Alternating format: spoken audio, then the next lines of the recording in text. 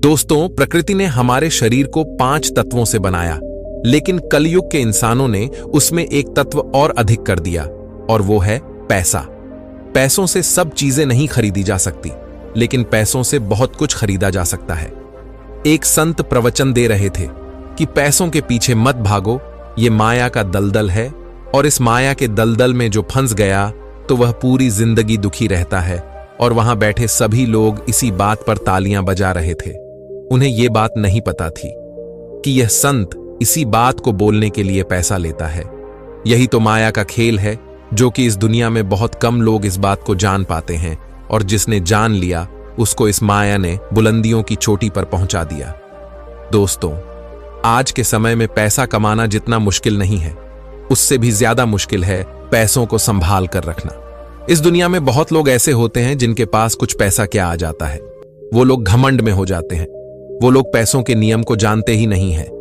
आपने ध्यान दिया होगा कि सरस्वती की तस्वीर हमेशा बैठी होती है और लक्ष्मी की तस्वीर सीधी रहती है।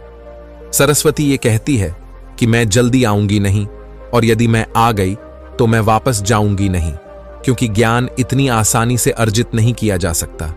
और यदि हमने एक बार किसी ज्ञान को अर्जित कर लिया तो वो ज्ञान हमसे कोई छीन नहीं सकता। लेकिन लक्ष्मी का ये नियम होता है कि वो जल्दी आ भी जाती है तो जल्दी चली भी जाती है।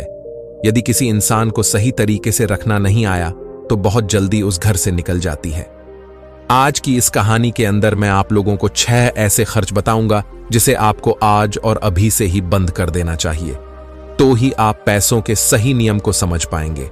आप कितना कमाते हैं ये जरूरी नहीं है, आप जितना भी कमाते हैं इसमें से आप अपना खर्चा इन 6 जगहों पर कम कर दो। धीरे धीरे आपके घर में धन रुकना शुरू हो जाएगा। आपको खुद को लगेगा कि सच में हमारे घर में पैसा रुकना शुरू हो गया है। और अमीर बनने का सबसे पहला रास्ता यही होता है कि अपने खर्च को कम कर दो और ज्यादा पैसा कमाने का तरीका ढूंढो। तो चलिए जानते हैं इस कहानी के माध्यम से कि वो कौन सी 6 चीजें हैं जहां हमें पैसा नहीं खर्च करना चाहिए। तो चलिए कहानी शुरू करते हैं। उससे पहले यदि आप भी महात्मा बुद्ध को दिल से मानते हैं और उनके भक्त हैं तो वीडियो को लाइक करके डिवाइनली इंस्पायर्ड चैनल को अभी सब्सक्राइब करें और कमेंट बॉक्स में नमो बुद्धाय जरूर लिखें। ये हमारे लिए आपका आशीर्वाद होगा। एक बार की बात है, एक गांव में 2 औरत रहती थीं। एक के पास एक भैंस थी और एक के पास एक बकरी थी। जिसके पास भैंस थी वो औरत सही तरीके से किसी भी चीज को संभाल कर रखना नहीं जानती थी। उसकी भैंस दूध तो बहुत देती थी, लेकिन उसने दूध की कीमत जानी ही नहीं, और वो दूध घर की बिल्ली को पिला देती थी। उस दूध को ऐसे ही खर्च कर देती थी। दूध को सही तरीके से उपयोग में कैसे लिया जाता है वो औरत जानती ही नहीं थी। और जिसके पास बकरी थी वह दूध की कीमत जानती थी, और वह दूध के एक एक बूंद को बचाकर रखती थी, और उससे दही जमाकर घी निकाल लेती है, और धीरे धीरे वो बहुत सारा घी इकट्ठा कर लेती है। अब जिसके पास भैंस थी उसने दूध की अहमियत कभी जानी ही नहीं थी। उसने कभी भी दूध से घी निकलने के बारे में सोचा ही नहीं था। फिर एक दिन उसके घर में कुछ मेहमान आ जाते हैं, और मेहमानों को तो रूखी रोटी नहीं खिलाया जा सकता, ये तो आप हम सभी जानते हैं। तो इसीलिए वो औरत उस औरत के पास जाती है जिसके पास बकरी थी।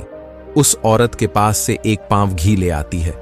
वो औरत ये कहकर घी लाती है कि मैं जल्द ही अपनी भैंस का दूध निकालकर घी निकालूंगी तो मैं तुम्हें तुम्हारा घी वापस कर दूंगी।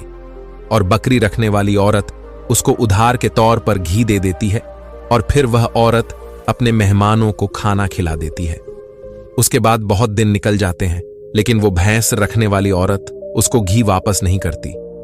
ये एक दिन फिर बकरी रखने वाली औरत भैंस रखने वाली औरत के पास जाती है और कहती है कि मैंने तुम्हें एक बार घी दिया था, वो घी मैं वापस लेने आई हूं। ये सुनकर वो औरत कहती है, कौन सा घी? तू भला मुझे घी कैसे दे सकती है? मेरे पास तो भैंस है और तेरे पास तो बकरी है, और मैं भला तुझसे घी उधार क्यों मांगूंगी?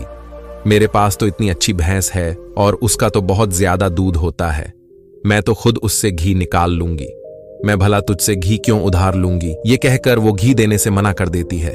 और फिर बकरी रखने वाली औरत वापस आ जाती है, क्योंकि उसको यह पता था कि कोई भी अब मेरी बात पर विश्वास नहीं करेगा, क्योंकि उसके पास तो भैंस है।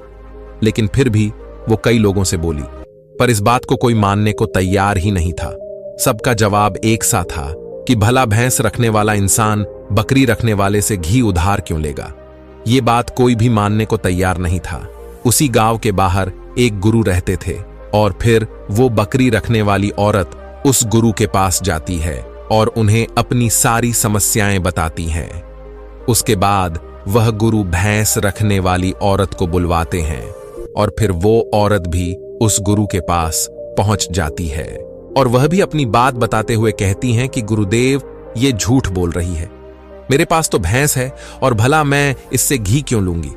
अब उस गुरु को इसका फैसला करना था कि क्या सच में भैंस रखने वाली औरत बकरी रखने वाली औरत से घी उधार ली है या नहीं, क्योंकि बकरी का दूध तो बहुत कम होता है और भैंस का तो बहुत ज्यादा होता है। तो क्या जरूरत हो गई कि एक भैंस वाली को बकरी वाली से घी उधार लेना पड़ा?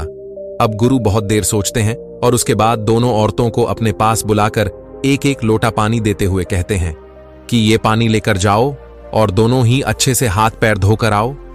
अब एक लोटा पानी देखकर भैंस रखने वाली औरत कहती हैं कि गुरुदेव, सिर्फ एक लोटा पानी से हाथ पैर कैसे धो पाऊंगी?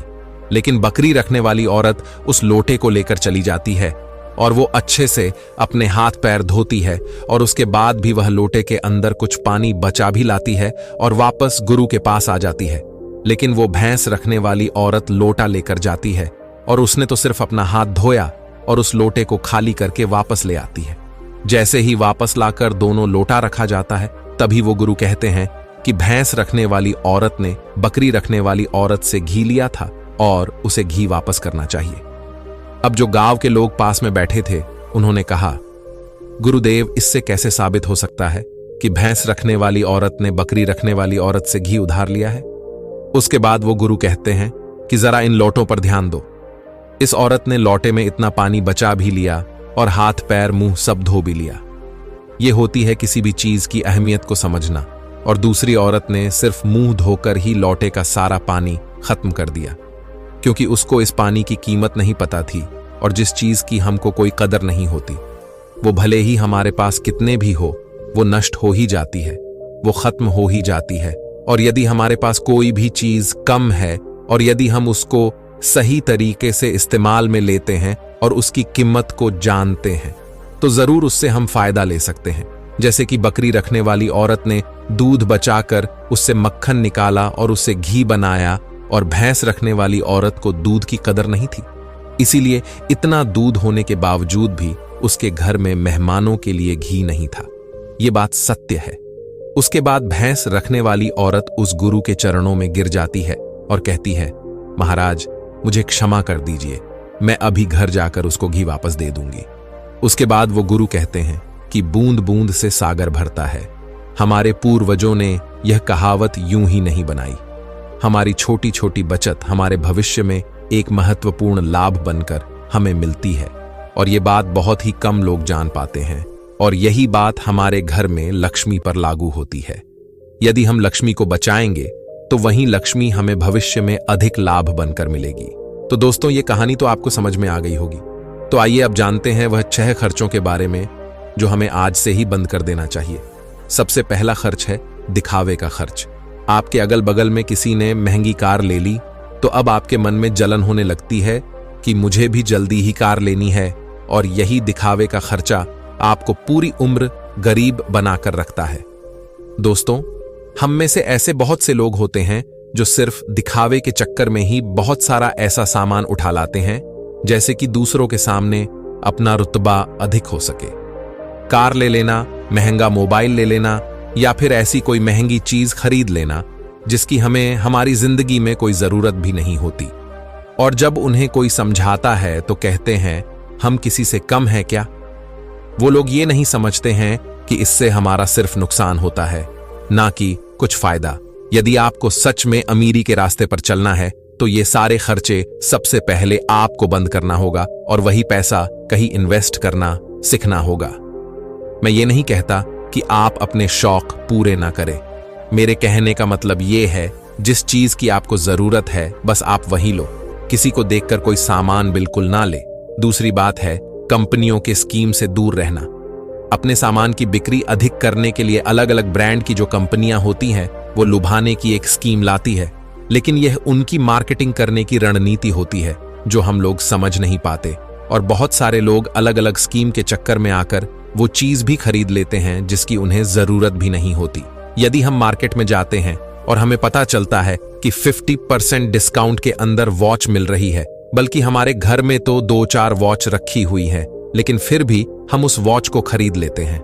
हम लोग ये नहीं समझते कि ये सब मार्केटिंग करने की रणनीति होती है। इससे हमें फायदा नहीं होता, बल्कि कंपनी को ही फायदा होता है। इसीलिए ऐसे शौक कभी ना पाले, क्योंकि यही गरीब होने का सबसे महत्वपूर्ण कारण भी होता है। क्योंकि जिस चीज की हमें जरूरत भी नहीं है और उसी चीज में हम लक्ष्मी को खर्च कर देते हैं, तो उससे हमारे घर की लक्ष्मी नाराज हो जाती है और फिर धीरे धीरे हमारे घर से निकलने लगती है। तीसरा खर्च है कर्ज। आज के समय में ज्यादातर लोग कर्ज लेकर महंगी महंगी चीजें खरीद लेते हैं, जैसे कि कार, बंगला, मोबाइल, और फिर उसका पैसा भरते रहते हैं। जैसे कि आजकल हम लोग क्रेडिट कार्ड का इस्तेमाल करते हैं। क्रेडिट कार्ड हमें पैसे खर्च करने के लिए कहता है। जो पैसा हमारे पास है या फिर जो पैसे हमारे पास आने वाले हैं और उस पैसे को हम खर्च कर देते हैं, तो जरा सोचिए कि हम अमीर कैसे बन पाएंगे।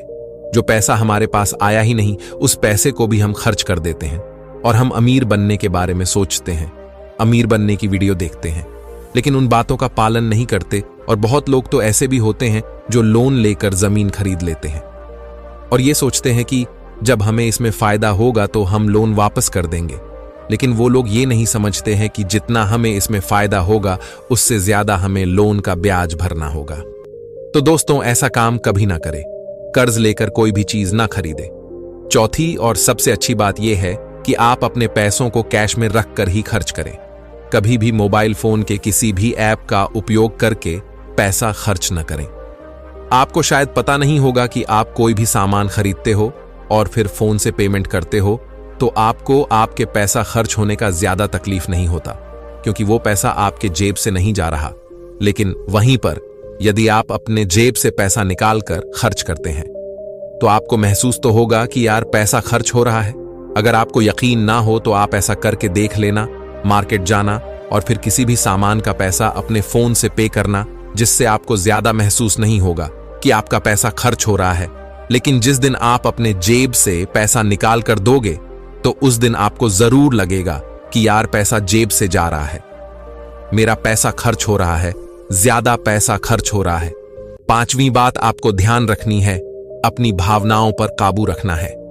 अगर आपको कोई चीज पसंद आ रही है और आप उसे खरीदना चाहते हैं, तो सबसे पहले यह देख लें कि वाकई क्या इस चीज की आपको जरूरत है। क्योंकि बहुत से लोग कोई चीज पसंद आने पर उसे तुरंत खरीद लेते हैं।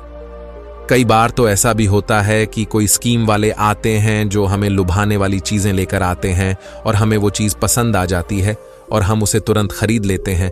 तो हमें ऐसी चीजों को लेने से बचना चाहिए। हमें ऐसी चीज नहीं लेनी चाहिए, बल्कि हमें सिर्फ ऐसी ही चीज लेनी चाहिए जिसकी हमें जरूरत हो। छठी और आखिरी बात यह है कि कभी भी कोई भी शौक न पालें। आपको शायद इस बात का पता होगा कि हमारी दुनिया में महंगाई का सबसे महत्वपूर्ण कारण शौक है।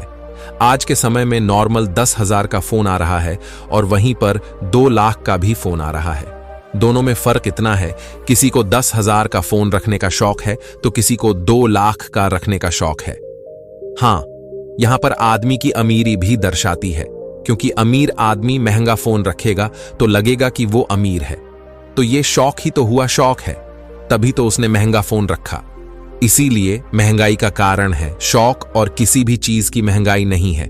और इसीलिए लोग समय समय पर शौक वाली चीजें बनाते रहते हैं। अच्छी अच्छी चीज बनाकर हमें लुभाने के लिए लेकर आते रहते हैं, ताकि हमें वो चीज पसंद आ जाए और हम उसे तुरंत खरीद लें। क्योंकि उन्हें पता है कि ना लोगों का शौक खत्म होगा और ना ही उनका मार्केटिंग बंद होगा, तो इसीलिए अपने शौक पर काबू करें। जितना हो सके कम शौक करें, क्योंकि शौक करने से हमारी जिंदगी नहीं चलेगी, बल्कि मेहनत करने से और पैसे को अपने पास सेव करने से जिंदगी चलेगी। क्योंकि आज के समय में पैसा ही सब कुछ है। भले ही आज के समय में हमसे कितने भी लोग ये बात कहते हैं कि पैसा ही सब कुछ नहीं होता, लेकिन यदि उनकी जिंदगी में सही तरीके से ध्यान रखकर देखा जाए तो उनके लिए पैसा ही सब कुछ होता है।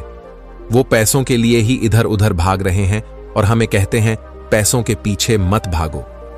तो दोस्तों, इस वीडियो में कुछ फिजूल खर्च बताने की कोशिश की है हमने, ताकि उन खर्चों को आपको कंट्रोल में करना चाहिए, ताकि आपके पास पैसा बचे और जरूरत के समय वो पैसा आपके काम आ सके। और वो पैसा जब जरूरत के समय हमारे काम आता है तो हमारे दिल को जो शांति मिलती है वो सच में बहुत ही अद्भुत शांति होती है। तो दोस्तों, ये कहानी आप लोगों को कैसी लगी कमेंट करके जरूर बताना। वीडियो अच्छी लगी हो तो वीडियो को लाइक और चैनल को सब्सक्राइब करके बेल आइकन की घंटी दबाकर ऑल पर जरूर सिलेक्ट कर लेना। फिर मिलेंगे कोई अच्छी सी कहानी लेकर, तब तक के लिए आप अपना ख्याल रखें।